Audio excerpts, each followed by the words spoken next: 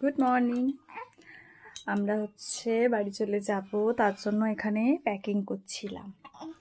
তো ভাবলাম কিছু কেনাকাটা করেছি পয়লা বৈশাখে, সেটাই তোমাদের সাথে শেয়ার করব। আজকে আমিও শ্যাম্পু করেছি, আমার মেয়েও শ্যাম্পু করেছে। তার আগে দেখাই, আমার বাবা এসেছে। এই দেখো, আজকে আবার অন্যরকম।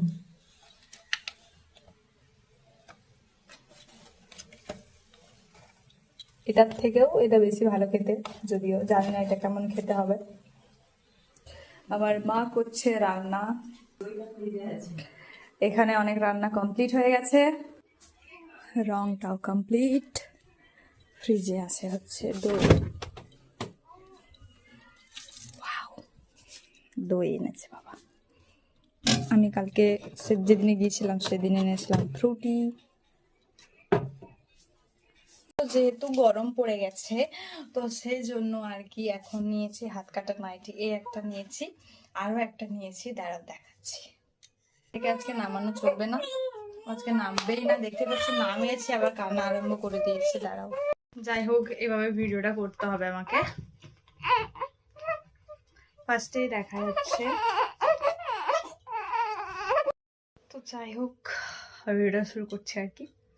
তো ফার্স্টেই দেখায়, ফার্স্টে তো এই নাইটিটা নিয়েছি।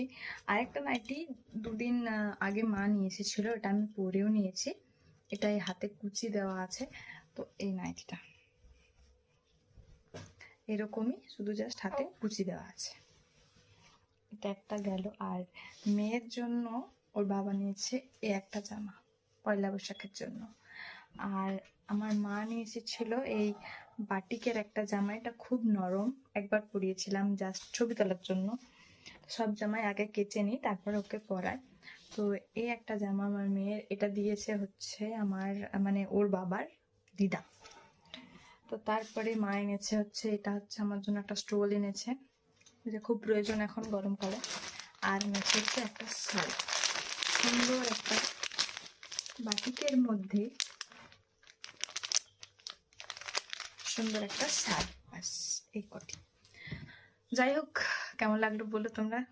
মেয়ে এখন ঘুমিয়ে পড়েছে, অনেক কষ্ট করে নিচে নামিয়ে দিলেই উঠে যাচ্ছে। তো চলো ভিডিওটা তাহলে এখানে শেষ করছি আজকে।